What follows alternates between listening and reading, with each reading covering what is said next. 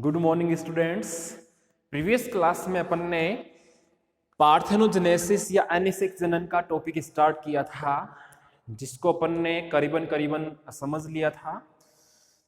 इसमें अपन ने ये जाना था कि अनिषेक जनन क्या होता है। उसके बाद अपन ने ये जाना कि यह दो प्रकार का होता है, नेचुरल और आर्टिफिशियल। नेचुरल पार्थेनोजेनेसिस में अपन ने जाना कि ये भी दो प्रकार का होता है, साइक्लिक और कंप्लीट। साइक्लिक पार्थेनोजेनेसिस में सेक्सुअल और पार्थेनोजेनेसिस दोनों एकांतरित क्रम में चलते हैं, इसीलिए इसका नाम साइक्लिक पार्थेनोजेनेसिस रखा है, चक्रीय अनिषेक जनन रखा है। जबकि कंप्लीट पार्थेनोजेनेसिस यानी कि कंप्लीट रूप से पार्थेनोजेनेसिस द्वारा ही रिप्रोडक्शन होता है, तो इस प्रकार इसको कंप्लीट पार्थेनोजेनेसिस के नाम से अपन जान रहे थे। ये भी दो प्रकार का था, हैप्लॉइड पार्थेनोजेनेसिस और डिप्लॉइड पार्थेनोजेनेसिस, अर्थात अर्हेनोटोकस और थीलियोटोकस। जो ये सेकेंड टाइप का था, अच्छा अपन ने इसमें एग्जाम्पल भी देखे थे, मधुमक्खियां और चींटियां, हनी बी और एंड्स।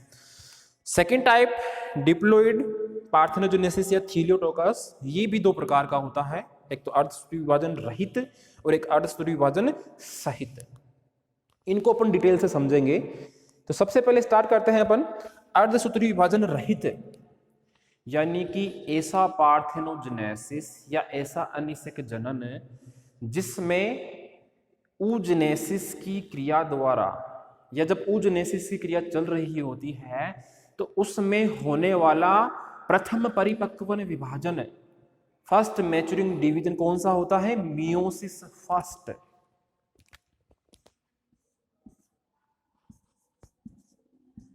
मियोसिस फर्स्ट, जिसे अपन बोलते हैं फर्स्ट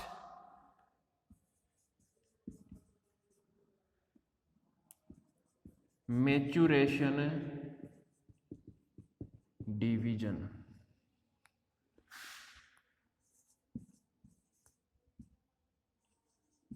oogenesis यानी oogenesis या अंडाणु जनन अपन ने अच्छे से समझा है, तो उसमें अपन यही जानते थे कि जो परिपक्वन अवस्था आती है, मैच्योरेशन फेज आती है, उसमें दो प्रकार के विभाजन हो रहे थे।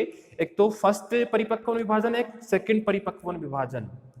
फर्स्ट तो मियोसिस फर्स्ट और सेकंड मियोसिस सेकंड। सेकंड कौन सा था? Meiosis second. तो ये अर्धसूत्री विभाजन रहित प्रकार का जो पार्थेनोजेनेसिस होता है, डिप्लॉइड पार्थेनोजेनेसिस, इसमें मियोसिस क्रिया के दौरान मियोसिस फर्स्ट अर्थात फर्स्ट मैच्योरिंग डिवीजन नहीं होता है, एब्सेंट होता है, लेकिन मियोसिस सेकंड अर्थात सेकंड परिपक्वन विभाजन पाया जाता है। इसके कारण बनने वाले ओवम में क्रोमोसोम्स की संख्या डिप्लॉइड ही रह जाती है। बनने वाले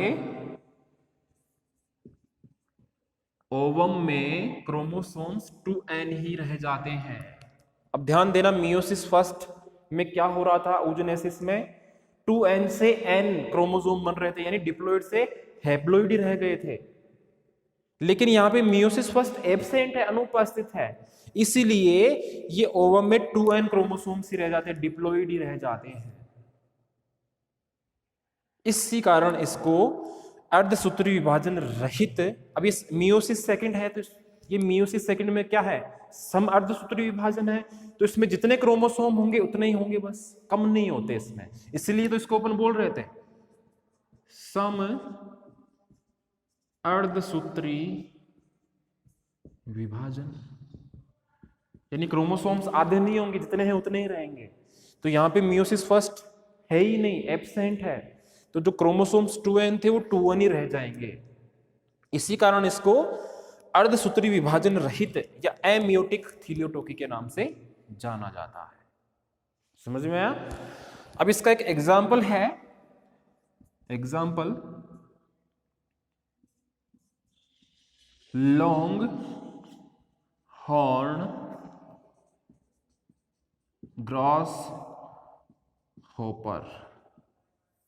लॉन्ग हॉर्न ग्रॉस होपर ये एक एनिमल का एग्जाम्पल है जो इस पार्थेनोजेनेसिस की विधि द्वारा उत्पन्न होता है।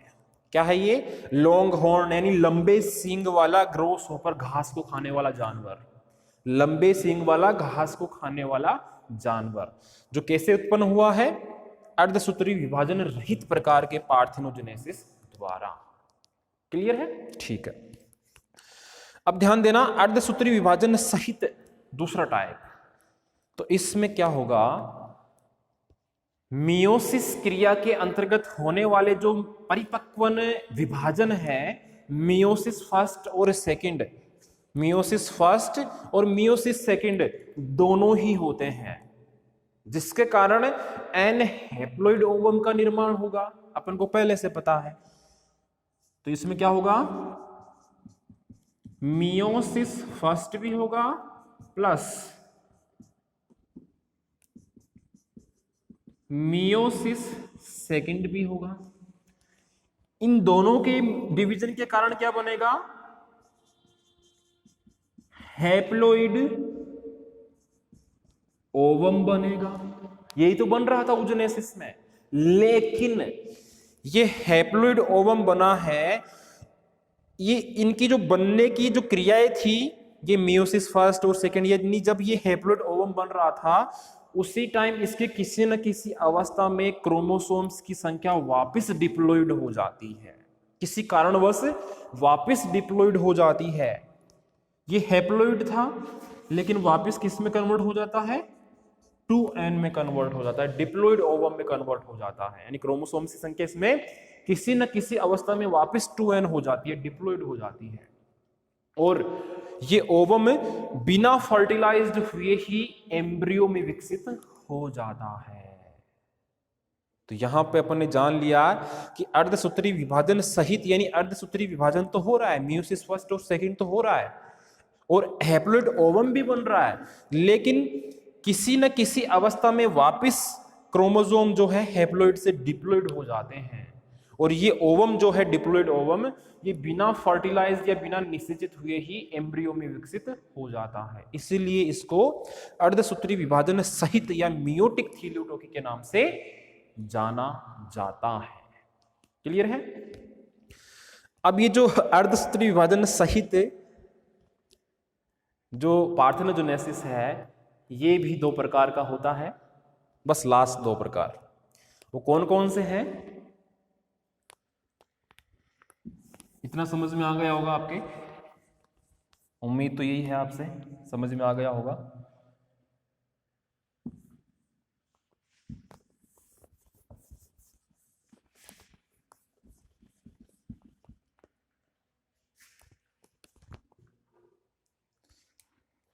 इसमें ये सेकंड वाला, ये पुनः दो प्रकार का है, ये पुनः दो प्रकार का है। कौन कौन से हैं देख लेते हैं इनको भी। फर्स्ट तो है प्रत्यार्पण, जिसे अपन बोलते हैं बाय रेस्टिट्यूशन, रेस्टिट्यूशन।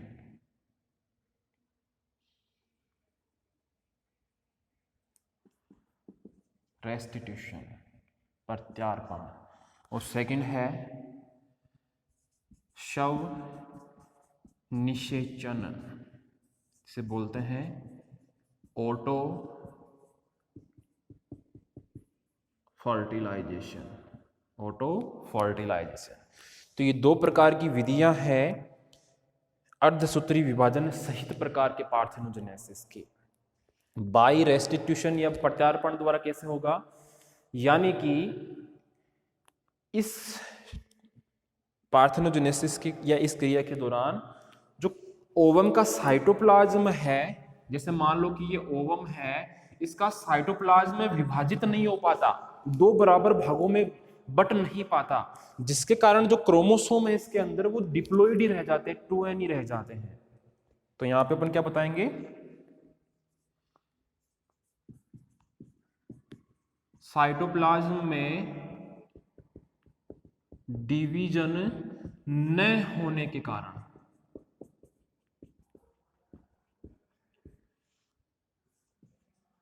ओवम में क्रोमोसोम्स 2n ही रह जाते हैं। तो वही तो है यहाँ पे अर्धसूत्री विभाजन सहित, यानी साइटोप्लाज्म विभाजित ही नहीं हुआ तो क्रोमोसोम्स की संख्या डिप्लॉइड ही रह गई। तो अपन ने यहाँ पे लिखा भी है ना कि किसी न किसी अवस्था में वापस डिप्लॉइड हो जाते हैं, 2n हो जाते हैं। तो हैप्लॉइड ओवम तो बन रहा था, लेकिन किसी न किसी अवस्था, यानी कि इस अवस्था में साइटोप्लाज्म विभाजित ही नहीं हुआ, इसी कारण वापस डिप्लॉइड हो गए क्रोमोसोम्स। तो इससे बोल देंगे प्रत्यार्पण या बाय रेस्टिट्यूशन। सेकंड है स्वनिषेचन, इसमें इसकी परिभाषा दिख जाएगी अपन को, यानी कि डिप्लॉइड क्रोमोसोम्स जो है वह बिना स्पर्म के ही फर्टिलाइज्ड हो जाएगा, या बिना स्पर्म के ही एम्ब्रियो में विकसित हो जाते हैं। इसमें क्या बताएंगे अपन, 2n क्रोमोसोम्स बिना स्पर्म के एम्ब्रियो में विकसित हो जाते हैं। ऑटो फर्टिलाइजेशन यानी स्वनिषेचन, स्वनिषेचन किसे बोलेंगे, बिना स्पर्म के सहयोग के ही एम्ब्रियो का बनना ही स्वनिषेचन कहलाएगा। तो ये वही तो लिखा है अपन ने कि जो डिप्लॉइड क्रोमोसोम बन रहे हैं वो स्पर्म के सहयोग से नहीं बन रहे हैं, वो खुद ही स्वयं फर्टिलाइजेशन द्वारा ही बन रहे हैं। तो इसे अपन ऑटो फर्टिलाइजेशन द्वारा पार्थेनोजेनेसिस बोलेंगे। तो ये अपन ने नेचुरल पार्थेनोजेनेसिस को विस्तार पूर्वक समझ लिया है इन टाइप्स के माध्यम से। तो इसमें ध्यान रखना, नेचुरल पार्थेनोजेनेसिस 2 प्रकार का था, इसमें सेकंड टाइप फिर से 2 प्रकार का था, और इसमें भी इसका सेकंड टाइप फिर से 2 प्रकार का था, और इसमें भी सेकंड टाइप फिर से 2 प्रकार का था।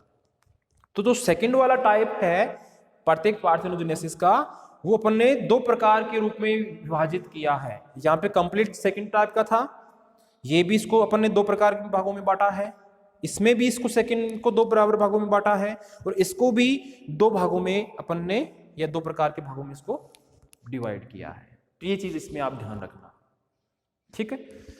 अब अपन बात करेंगे आर्टिफिशियल पार्थेनोजेनेसिस की। नेचुरल तो अपन ने ध्यानपूर्वक समझ लिया है, इसको हटा रहा हूं मैं यहां से। इसका बड़ा क्वेश्चन आता है अपने, छोटे क्वेश्चन तो बनते ही बनते हैं, बड़ा क्वेश्चन ये बनता है कि पार्थेनोजेनेसिस किसे कहते हैं, इसको विस्तार पूर्वक समझाइए। ये क्वेश्चन बनता है, बड़ा क्वेश्चन, या टिप्पणी में पूछ ले आपको पार्थेनोजेनेसिस क्या है, तो संक्षिप्त में आपको बताना होता है। फिर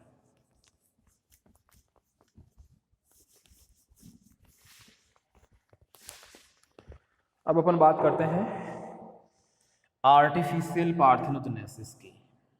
किसे कहेंगे, कुछ ऐसे एनिमल्स जिनमें कृत्रिम कारकों की सहायता से या कृत्रिम कारकों के प्रभाव से पार्थेनोजेनेसिस की क्रिया को किया जाता है, यानी कुछ ऐसे कृत्रिम कारक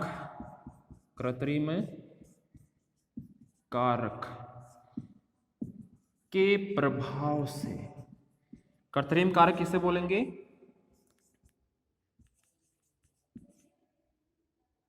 आर्टिफिशियल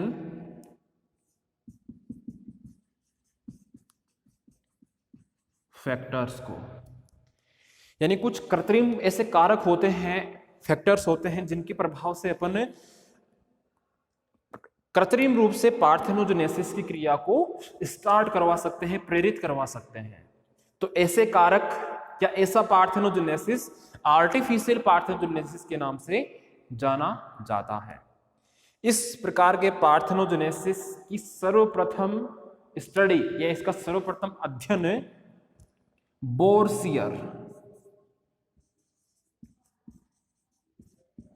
बोरसियर नामक वैज्ञानिक ने सन 1847 में किया था। बोरसियर नामक वैज्ञानिक ने सन 1847 में सबसे पहले आर्टिफिशियल पार्थेनोजेनेसिस या कृत्रिम अनिषेक जनन, क्या बोलेंगे इसे, कृत्रिम अनिषेक जनन की समझा था, या इसको सबसे पहले इसका अध्ययन किया था। इन्होंने जो इसका अध्ययन किया था वो रेशम कीट, जिसे बोलते हैं सिल्क वर्म, के एग में किया था, अंडे में किया था। तो ये एक्सपेरिमेंट किस में किया था इन्होंने? सिल्क वर्म, जिसे बोलते हैं अपन रेशम कीट, रेशम कीट, इसके एग में किया था, अंडे में किया था। इन्होंने क्या किया कि रेशम कीट के अंडे को धूप में रख दिया। किसमें रख दिया? धूप में रख दिया।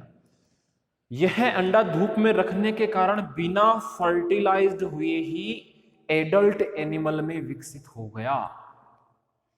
यानी ये जो अंडा है इस रेशम कीट का, तो इसमें फर्टिलाइजेशन होता, निषेचन होता, तब ये एक एडल्ट एनिमल में, वयस्क प्राणी में विकसित होता, एक रेशम कीट में विकसित होता।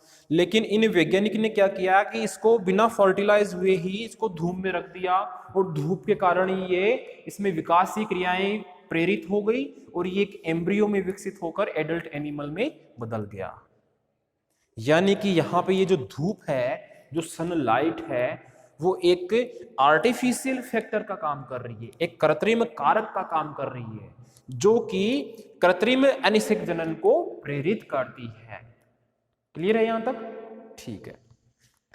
अब अपन बात करेंगे आर्टिफिशियल पार्थेनोजेनेसिस को प्रेरित करने वाले उद्दीपन या कारकों की। इतना समझ में आ गया अपने क्या होता है?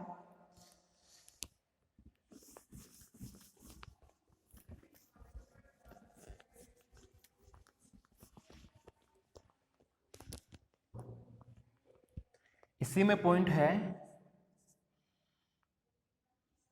शॉर्ट में लिख रहा हूं, आर्टिफिशियल पार्थेनोजेनेसिस को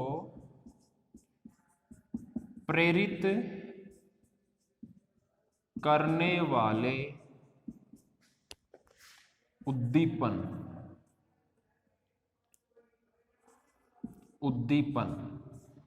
या इनको अपन बोल सकते हैं फैक्टर्स।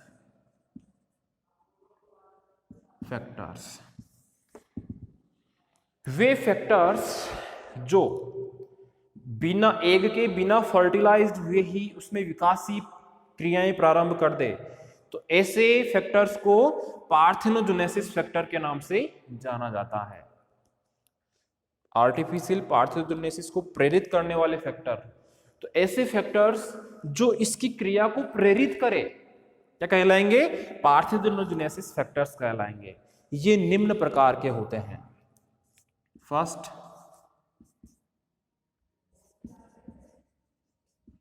Chemical factors. पहले फिजिकल ले लेते हैं अपन।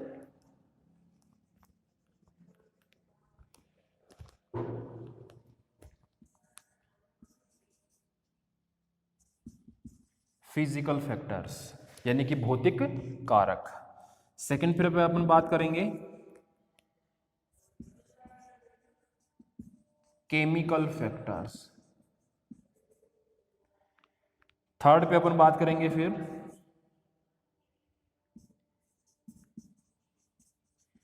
विकिरण फैक्टर्स की, यानी अल्ट्रावायलेट रेड। फिर फोर्थ नंबर पे अपन बात करेंगे स्पर्म के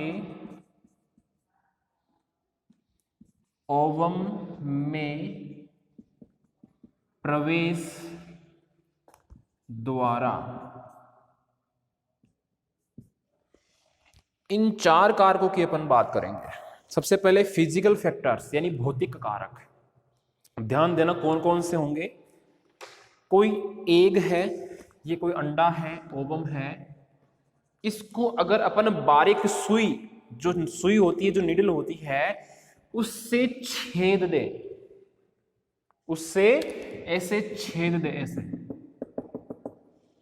तो पार्थेनोजेनेसिस, आर्टिफिशियल पार्थेनोजेनेसिस की क्रिया हो सकती है।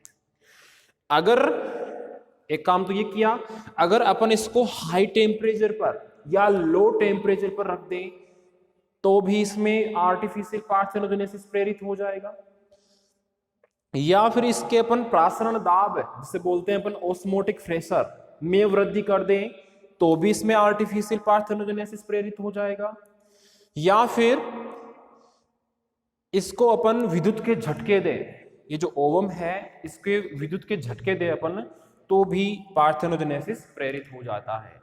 तो यहां पर सुई द्वारा छेदना, प्रासरण दाब में वृद्धि करना, हाई टेम्परेचर, लो टेम्परेचर और विद्युत के झटके, ये सभी के सभी क्या है, भौतिक कारक है, फिजिकल फैक्टर्स है, जिनके माध्यम से अपन आर्टिफिशियल पार्थेनोजेनेसिस या कृत्रिम अनिषेक जनन को प्रेरित करवा सकते हैं। क्लियर है? अब अपन बात करेंगे केमिकल फैक्टर्स की, रासायनिक कारकों की। तो रासायनिक कारकों में अपन स्टडी करते हैं एक तो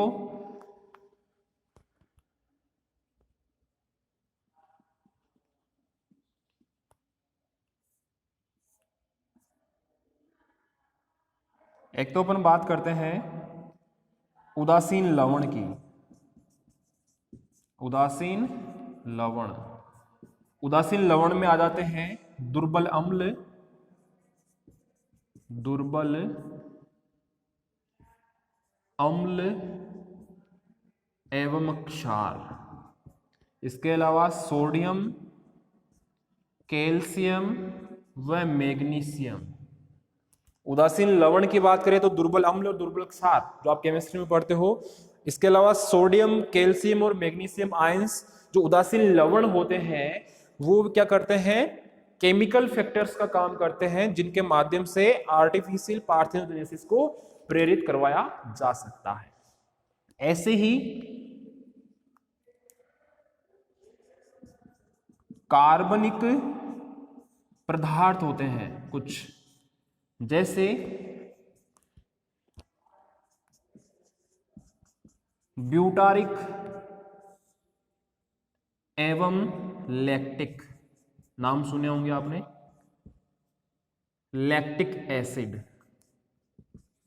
ब्यूटारिक और लैक्टिक एसिड कार्बनिक या ऑर्गेनिक सबस्ट्रेट्स होते हैं, या अपन यहां पे यूज में ले ले एसिड, एसिड जो क्या करते हैं, केमिकल फैक्टर्स के रूप में काम करते हुए आर्टिफिशियल पार्थेनोजेनेसिस को प्रेरित करते हैं। कौन कौन से? ब्यूटारिक और लैक्टिक एसिड। ऐसे ही थर्ड नंबर पे आते हैं, ये फर्स्ट, ये सेकंड, ये थर्ड। वसा विलायक पदार्थ, जैसे एग्जाम्पल लूं मैं इनके, आपने सुना होगा एल्कोहल, बेंजीन और एसीटोन। वसा विलायक पदार्थ एसीटोन है, एल्कोहल है और बेंजीन है। ये वसा विलायक या फैट में सोल्यूबल सबस्ट्रेट भी आर्टिफिशियल पार्थेनोजेनेसिस को प्रेरित करने का काम करते हैं। तो अपन अभी चल रहे हैं केमिकल फैक्टर्स में। केमिकल फैक्टर्स में या रासायनिक कारकों में अपन ने उदासीन लवणों की बात की, कार्बनिक एसिड की बात की और वसा विलायक पदार्थों की बात की, और इनके एग्जाम्पल्स की भी अपन ने बात की है। अब अपन चलेंगे विकिरणीय फैक्टर्स पे, यानी कि पराबैंगनी किरणों का आपने नाम सुना होगा।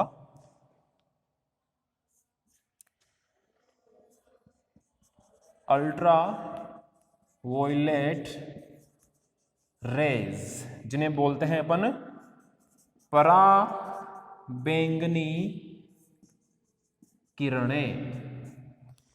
इन पराबैंगनी किरणें या अल्ट्रावायलेट रेज के माध्यम से भी आर्टिफिशियल पार्थेनोजेनेसिस को प्रेरित करवाया जा सकता है। लास्ट है स्पर्म के ओवम में प्रवेश द्वारा, यानी कि एक कोई स्पीसीज है, उसका ओवम है, उसमें किसी दूसरी स्पीसीज का ओवम अगर अपन ट्रांसफर कर दें तो वो स्पर्म उस ओवम के बिना फर्टिलाइज्ड हुए ही उसको आर्टिफिशियल पार्थेनोजेनेसिस को प्रेरित करने का काम करता है। अच्छा, यहाँ पे फर्टिलाइजेशन कब होता? जब एक स्पेशल स्पीसीज का स्पर्म उसी स्पीसीज के ओवम को फर्टिलाइज करता। उसे तो अपन निषेचन क्षमता बोल रहे थे, लेकिन यहाँ पे काम उल्टा हो रहा है।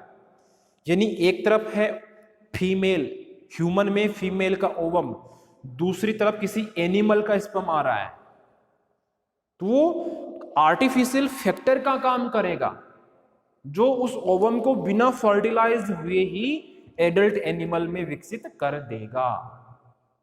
तो यहां पे दूसरी स्पीसीज का स्पर्म अगर अपन ट्रांसफर करें इस ओवम में, तो वो भी एक आर्टिफिशियल फैक्टर का काम करके इस आर्टिफिशियल पार्थेनोजेनेसिस को प्रेरित करने का काम करता है।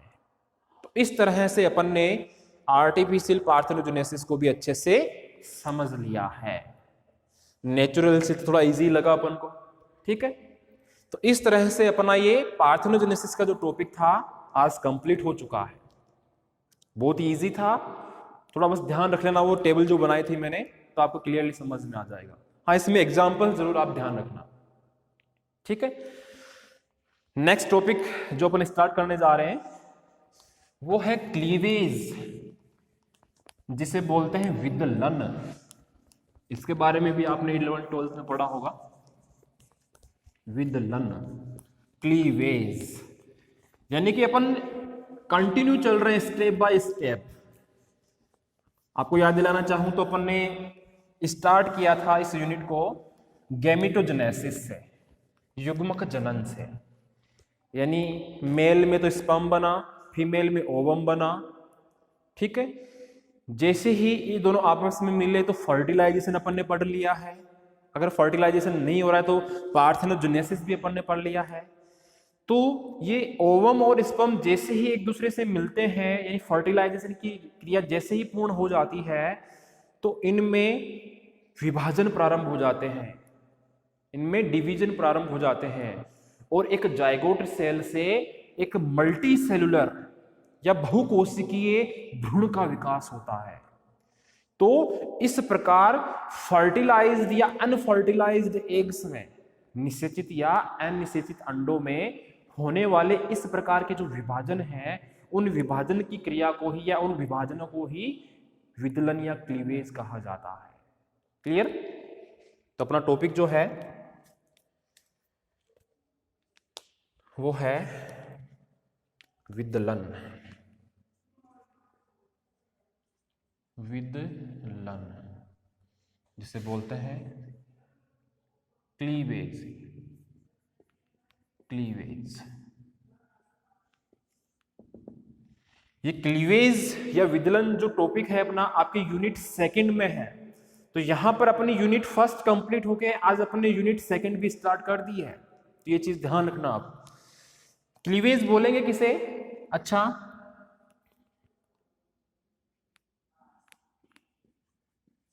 गैमीट्स बने, इन गैमीट्स में क्या हुआ? फर्टिलाइजेशन हुआ या पार्थेनोजेनेसिस हुआ।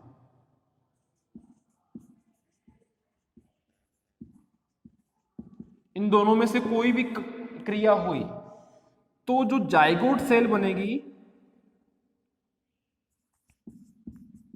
जो जाइगोट सेल बनेगी, इसमें यह विभाजन करती हुई, डिवीजन करती हुई, डिवीजन भी कौन से? माइटोसिस। माइटोसिस डिवीजन करती हुई यह मल्टी सेल्यूलर एम्ब्रियो में विकसित हो जाती है। यानी कि गैमीट्स बने, स्पर्मेटोजेनेसिस द्वारा स्पर्म और oogenesis द्वारा ओवम, ये दोनों फर्टिलाइजेशन या पार्थेनोजेनेसिस द्वारा, इनमें कोई सी भी क्रिया के माध्यम से इनमें ये रिप्रोडक्शन हुआ, ये फर्टिलाइजेशन की क्रिया हुई या पार्थेनोजेनेसिस की क्रिया हुई, जिसके कारण जाइगोट बनेगा। और वो जाइगोट कंटिन्यू समसूत्री विभाजन या माइटोसिस डिवीजन करते हुए एक सिंगल सेल से मल्टी सेलुलर एम्ब्रियो में कन्वर्ट हो जाता है। तो इस प्रकार के जो विभाजन हो रहे हैं, उन विभाजन को ही क्लीवेज या विदलन के नाम से जाना जाता है। इस क्लीवेज को दूसरे नाम बता रहा हूं मैं, खंडी भवन, जिसे बोलते हैं सेगमेंटेशन, सेगमेंटेशन, या कोशिका भवन, जिसे अपन बोल सकते हैं सेल्यूलेशन, सेल्यूलेशन के नाम से भी जाना जाता है। अगर आपको पूछ ले कि विदलन या क्लीवेज के अन्य नाम क्या है, तो आप क्या बताओगे? खंडी भवन या सेगमेंटेशन, कोशिका भवन या सेल्यूलेशन। अर्थात इस क्रिया में होता क्या है? खंड बनते हैं, बहुत सारे छोटे छोटे कोशिकाएं बनती है, खंड बनते हैं, इसी कारण खंडी भवन, और नई नई कोशिकाओं का निर्माण होता है, इसीलिए कोशिका भवन या सेल्यूलेशन कहा जाता है। और इस विदलन के कारण जो कोशिकाएं बनती है, फर्स्ट जो कोशिकाएं बनती है, उन्हें कोरक खंड क्या बोलते हैं? कोरक खंड, ब्लास्टोमियर्स, ब्लास्टोमियर। तो ये क्वेश्चन आया हुआ है कि विदलन के फलस्वरूप बनने वाली कोशिकाओं को किस नाम से जाना जाता है? कोरक खंड या ब्लास्टोमियर्स के नाम से जाना जाता है। ये चीज आप स्पेशली ध्यान रखना, ये इसके दूसरे नाम और ये बनने वाली कोशिकाएं ब्लास्टोमियर्स। तो आज अपन ने यूनिट सेकंड में क्लीवेज वाला टॉपिक स्टार्ट भी कर लिया है, कहते किसे अच्छे से जान लिया है, इसके अदर नेम्स क्या है वो भी जान लिए हैं, और इसके द्वारा बनने वाली सेल्स कोरकखंड या ब्लास्टोमियर सेल्स कहलाती है, इनको भी अपन ने जान लिया है। नेक्स्ट क्लास में अपन बात करेंगे क्लीवेज की मैकेनिज्म की, क्रिया विधि की, इसके प्रकारों की या इसके टाइप्स की। तो आज के लिए इस क्लास में इतना ही। धन्यवाद।